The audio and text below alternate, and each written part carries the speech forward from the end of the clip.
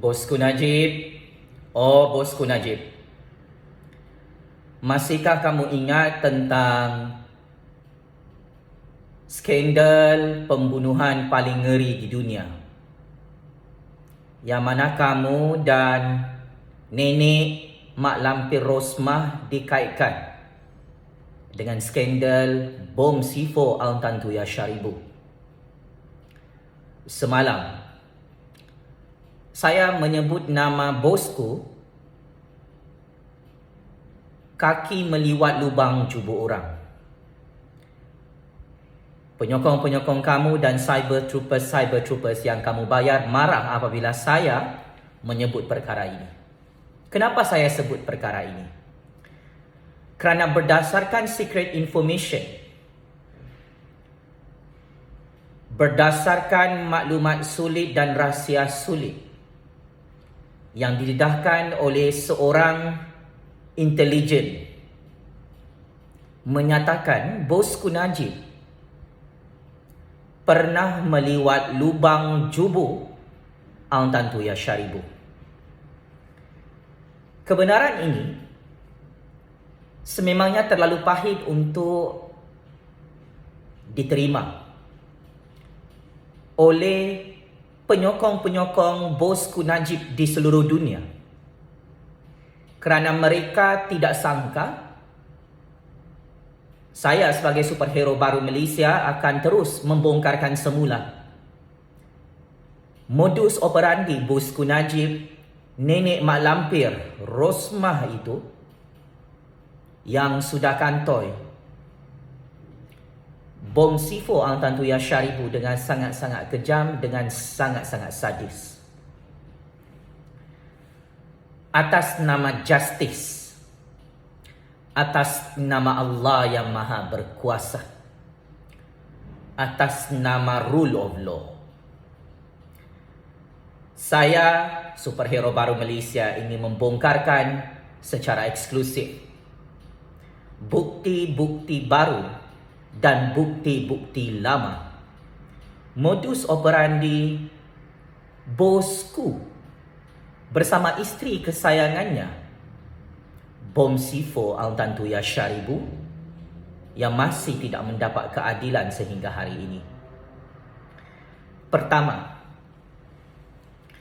sebelum bosku bersama isterinya membuat keputusan untuk bom C4 Altantuya Sharibu, rupa-rupanya bosku mempunyai hubungan sulit dengan Altantuya Sharibu. Sememangnya perkara ini diketahui oleh nenek Mak Lampir Rosmah dan orang-orang terdekat bosku Najib. Sebenarnya Altantuya Sharibu itu adalah skandal dan perempuan simpanan orang kanan bosku Najib bernama Mr. Razak. Anda tahu siapa orang ini? Akan tetapi dengan kecantikan Altantuya Sharibu yang sangat-sangat cantik macam bidadari syurga, kecantikan Altantuya Sharibu itu mengalahkan kecantikan nenek Mak Lampir Rosmah, maka bosku tergoda melihat kecantikan perempuan simpanan Mr. Razak bernama Altantuya itu. Dalam satu projek di Perancis,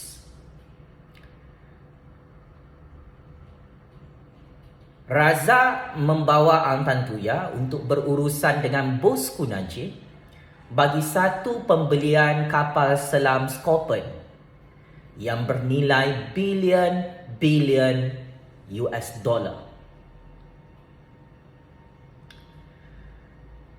Apa-apa acara bosku Najib bersama Mr. Razak di luar negara, tidak kira di Perancis, di London atau mana-mana negara Eropah, Bosku Najib akan sentiasa bertemu dengan Altantuya Sharibu. Maka akhirnya seorang intelijen polis Malaysia mendedahkan dalam satu akuan bersumpah, Bosku Najib dan Mr. Razak berjumpa dengan Altantuya Sharibu dalam satu apartmen kondominium mewah di luar negara.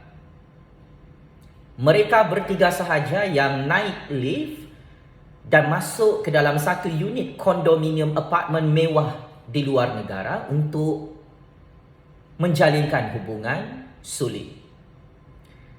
Siapakah individu intelijen ini yang mendedahkan fakta dan bukti hubungan sulit Bosku Najib, Altantuya dan Mr. Razak itu? Intelijen itu adalah Azila Hadri dan seorang penyiasat dan intelijen bebas bernama P.I. Bala. P.I. Bala pernah menulis dalam akuan bersumpah mendedahkan Bosku Najib, "Fuck Altantuya Sharibu dari depan dan belakang." Saya ulang Pakcik Makcik Oto Aro. Bosku Najib pernah menceritakan kepada Mr. Razak dia pernah tidur bersama Altantuya, menjalinkan hubungan seks bersama Altantuya dan meliwat lubang jubur Altantuya. Inilah budaya seks Bosku Najib yang ramai orang tak tahu.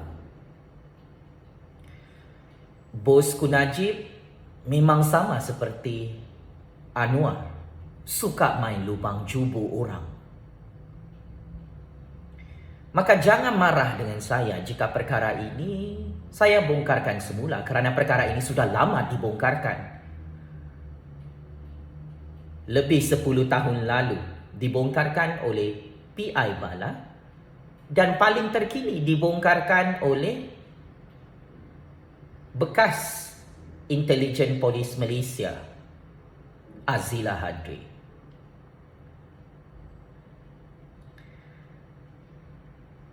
Kedua,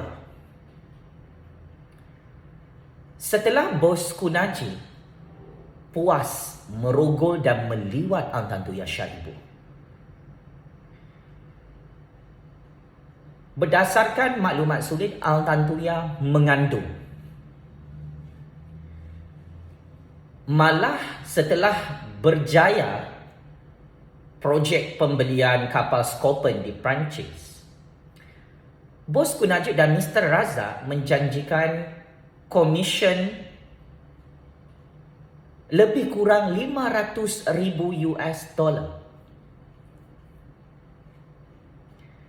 kepada Altantuya Sharibu. Altantuya Sharibu dikatakan seorang penterjemah, translator dalam konsesi projek pembelian kapal Scorpion di Perancis. Tetapi akhirnya Bosku Najib dan Mr. Razak tidak memberikan wang komisen tersebut. Maka ini membangkitkan kemarahan Altantuya Sharibu sehingga Altantuya terpaksa datang dari Mongolia ke Malaysia.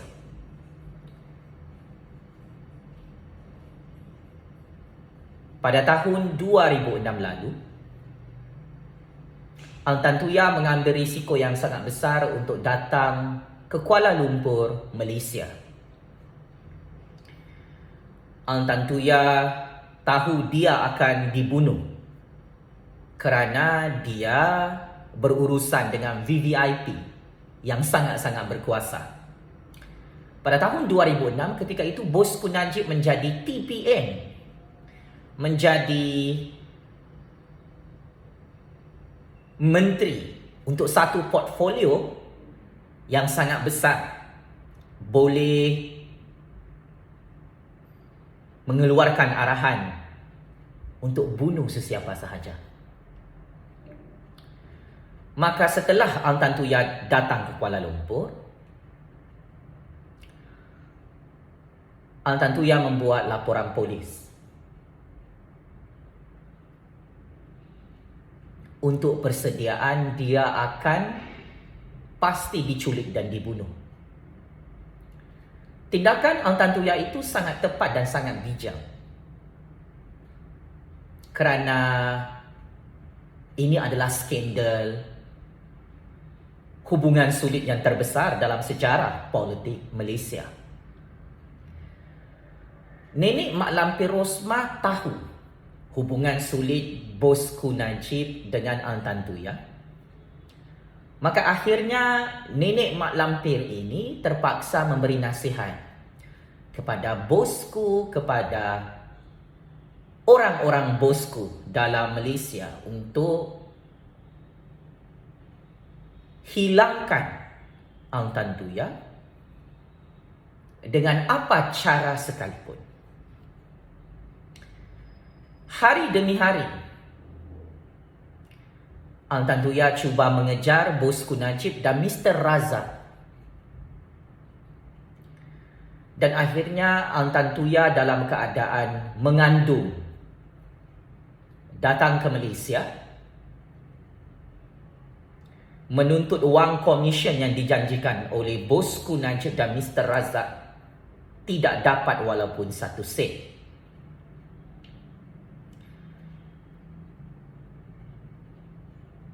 Maka akhirnya bosku Najib bersama Mr. Razak bersama Nenek Mak Lampir Rosmah mengupah orang-orang mereka untuk dijadikan kambing hitam membunuh dan menghilangkan Ang Tan Tuyah Sharibu di dalam Malaysia. Dipendekkan cerita, berdasarkan pendedahan oleh PI Bala, berdasarkan pendedahan oleh Azila Hadri, dalam semua dokumen akuan bersumpah Statutory Declaration menyatakan bosku Najib, Mr. Razak dan Nenek Mak Lampir Rosmah berkomplot bersama orang-orang mereka untuk mengarahkan pembunuhan yang paling kejam ke atas Ang Tan Tuyah Sharibu. Dalam keadaan Ang Tan Tuyah mengandung anak bosku Najib. Ini antara punca utama kenapa bosku Najib dan Nenek Mak Lampir Rosmah nekat untuk bom sifo Ang Tan Tuyah.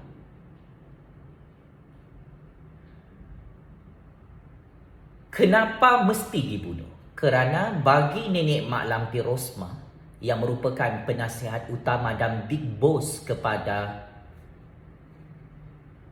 bosku Najib, kalau Ang Tan Tuyah tidak dibunuh, tidak dihilangkan dalam Malaysia, bosku Najib tak boleh jadi Perdana Menteri. Oleh sebab itu, modus operandi menculik dan membunuh Ang Tan Tuyah Sharibu ini disusun dengan sangat sempurna.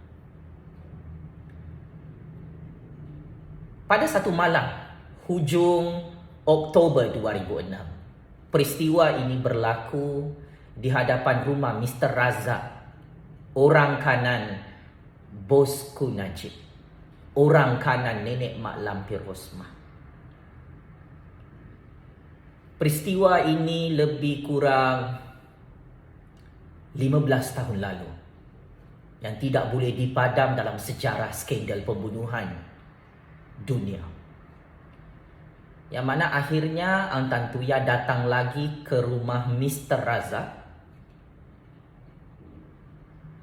Dan ada beberapa pembunuh upahan diarahkan oleh bosku Najib, oleh Mr. Razak, oleh Nenek Mak Lampir untuk memantau pergerakan Al-Tantuya.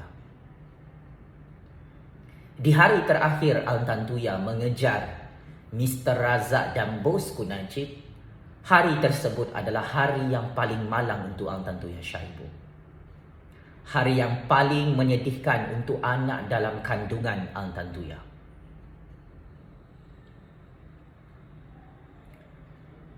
Akhirnya, pembunuh-pembunuh upahan yang dibayar untuk menculik dan membunuh Al-Tantuya menjalankan misi mereka seperti diarahkan oleh bosku Najib, Mr. Razak dan Nenek Mak Lampir Rosmah. Siapakah penculik-penculik upahan dan pembunuh-pembunuh upahan itu? Nama mereka adalah Sirul Azhar Azila Hadri dan P.I. Bala.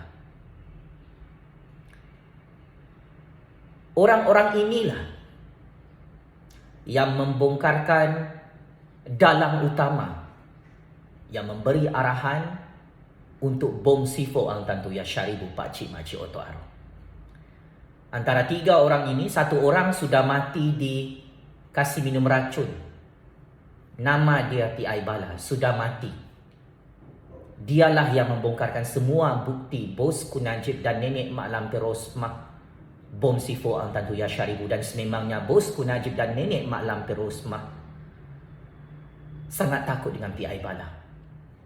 Tetapi P.I. Bala sudah mati sia-sia beberapa tahun lalu. Rest in peace P.I. Bala. Azila Hadri masih berada dalam penjara Kajang. Belum dihukum gantung sampai mati lagi. Sirul Azhar lari ke negara Australia. Dan semua mereka ini mengaku sememangnya yang mengarahkan untuk bunuh, untuk curi, untuk bom C4 Al-Tantuya adalah bosku Najib. Ketiga,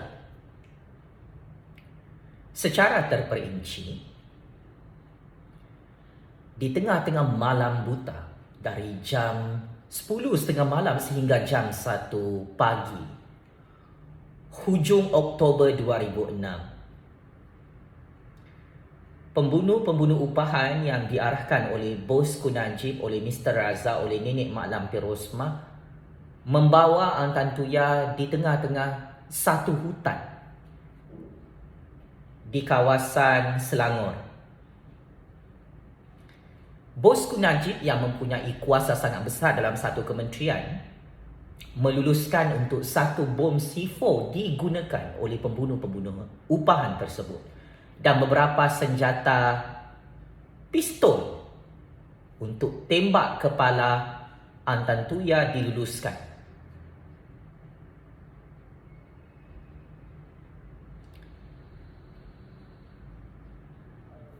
Bosku Najib, Mr. Razak, Nenek Mak Lampir Rosmah menyatakan Al-Tantuya wajib dibunuh kerana dia adalah ejen perisi asing yang boleh mengancam kedaulatan negara.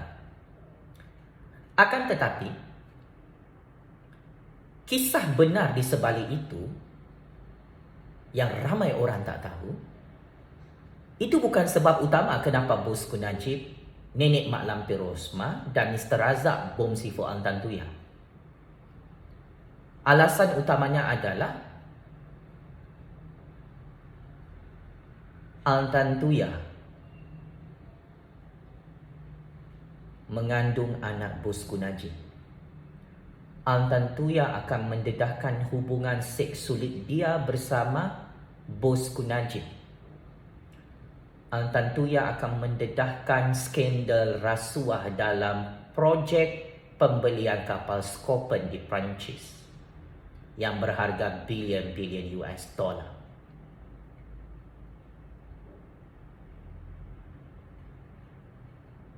bertitik tolak daripada perkara itu, maka bosku Najib buat keputusan untuk bom C4 perempuan simpanan kesayangannya bernama Al-Tantuya Syaribu.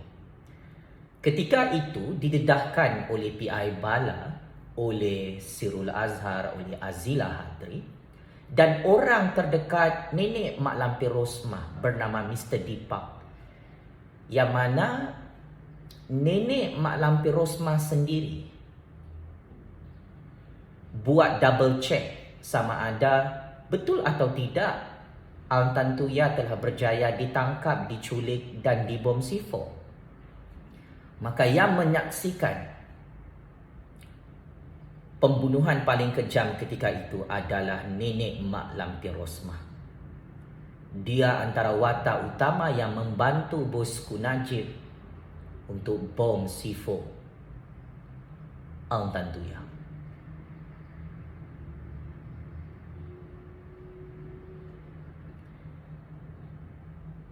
Tahukah anda semua, sebelum Al-Tantuya ditembak dan dibom C4, Al-Tantuya merayu dan menangis dan memberitahu kepada pembunuh-pembunuhan upahan bosku Najib dan nenek Mak Lampir Rosmah bahawa jangan bunuh dia. Permintaan Al-Tantuya itu dianggap sudah terlambat, dan memang nenek Mak Lampir Rosmah yang menyaksikan penculikan dan pembunuhan itu tengah-tengah malam buta di tengah-tengah hutan di Selangor tetap mengarahkan Al-Tantuya ditembak di bahagian kepala sehingga Al-Tantuya terkencing-kencing kesakitan. Setelah ditembak, selepas itu maka bom C4 dilempar di tengah-tengah jasad badan Al-Tantuya supaya tidak dapat dikesan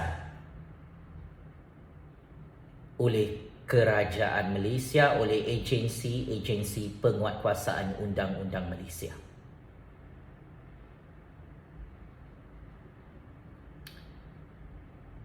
Akhirnya Al-Tantuya berjaya dibunuh, dilenyapkan dalam Malaysia sampai sekarang. Sudah lebih 15 tahun kes pembunuhan kejam ini ditutup dengan sangat-sangat hebat untuk menyelamatkan bosku Najib, nenek Mak Lampir Rosmah dan Mr. Razak bersama orang-orang mereka. Yang menjadi kambing hitam untuk dihukum adalah Azila Hadri, Sirul Azhar. Azila Hadri mengaku hanya dibayar duit raya RM300 setelah berjaya menyelesaikan misi membunuh dan bom C4 Al-Tantuya Syaribu 15 tahun lalu. Di sinilah permulaan bosku Najib dan nenek Mak Lampir Rosmah kantoi membunuh dalam Malaysia. Demi kuasa, demi kekayaan, demi pangkat jawatan Perdana Menteri, bosku Najib dan nenek Mak Lampir Rosmah menunjukkan mereka adalah dajjal, iblis dan syaitan dalam sistem politik Malaysia untuk membunuh siapa sahaja yang mereka mahu. Saya ingin terus terang kepada seluruh dunia, kepada lebih 32 juta rakyat Malaysia. Modus operandi menculik dan membunuh Al-Tantuya Syaribu itu pernah digunakan ke atas saya, tetapi misi itu gagal. Pada tahun 2019 lalu, saya dijemput oleh orang tauke bosku Najib dan nenek Mak Lampir Rosmah serta geng mereka untuk berjumpa di satu kawasan di tengah-tengah Kuala Lumpur. Orang bosku Najib ini mengarahkan untuk jumpa bersendirian. Saya cakap, ya, akan tetapi saya buat backup plan, saya bawa bodyguard saya.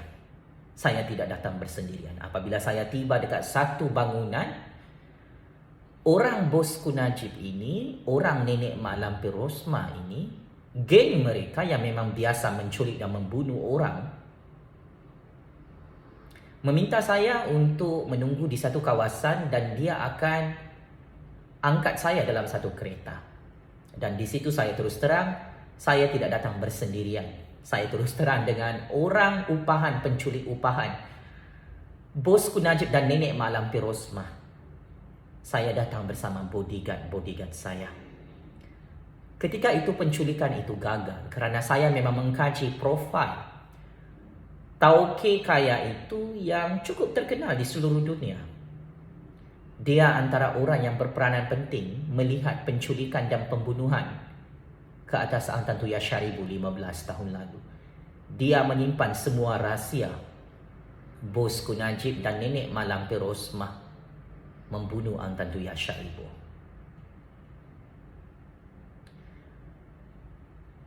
Kepada mana-mana politikus, mana-mana parti politik, mana-mana ejen politik di seluruh dunia yang mahu menculik dan membunuh saya, ketahuilah, Allah Subhanahu Wa Taala dan malaikat-malaikatnya sentiasa menjaga dan melindungi nyawa saya di dunia ini.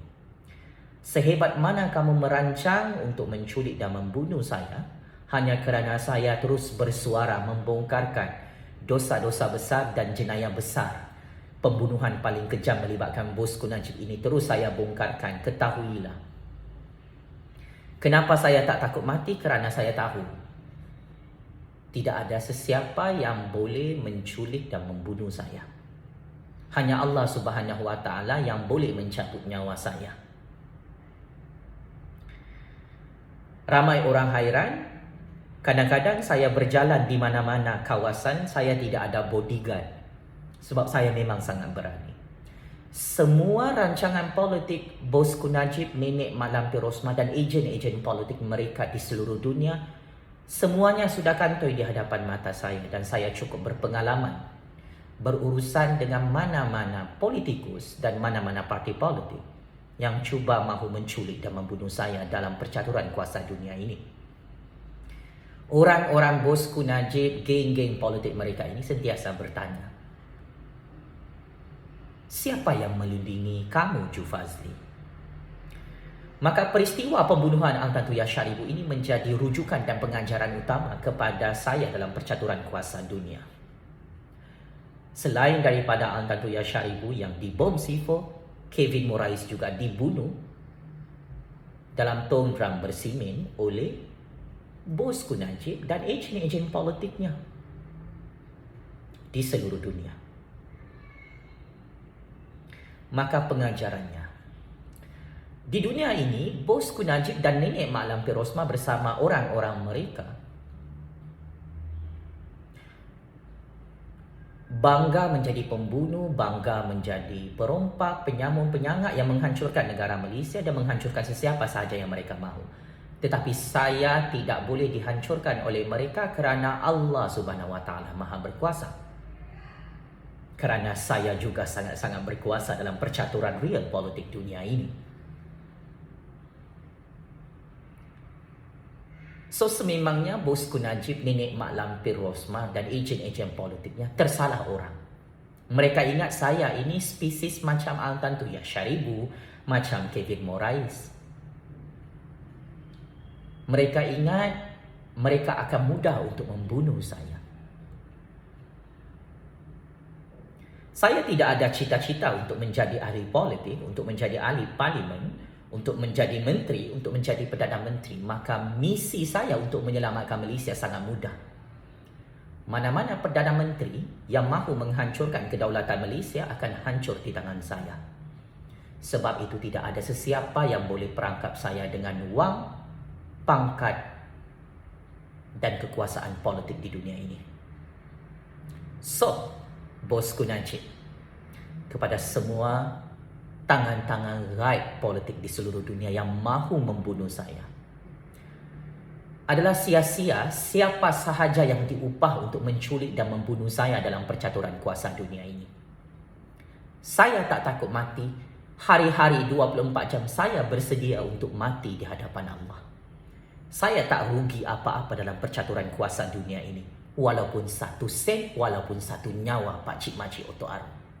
Kerana akhirnya saya juga tetap menang dalam percaturan kuasa dunia ini. Apabila semua rahsia bosku Najib, nenek Mak Lampir Rosmah terus berada di tangan saya dan saya semakin berani untuk membongkarkannya. Alhamdulillah, Alhamdulillah, Alhamdulillah. Kepada bosku Najib, nenek Mak Lampir Rosmah, kamu terperangkap dalam percaturan kuasa dunia ini. Saya masih berdiri tegak dan sangat lantang, sangat berani bersuara atas nama kepentingan kedaulatan negara Malaysia. Sekian, wabillahi taufiq wal hidayah. Wassalamualaikum warahmatullahi ta'ala wabarakatuh. Mendiang Al-Tantuya Syaribu, mendiang Kevin Morais, dan semua orang yang kamu bunuh dalam dunia ini, kirim salam neraka jahanam kepada bosku Najib dan nenek Mak Lampir Rosmah yang sudah kantoi sebagai pembunuh laki bini bersiri yang paling wanted di dunia. Game is over, bosku.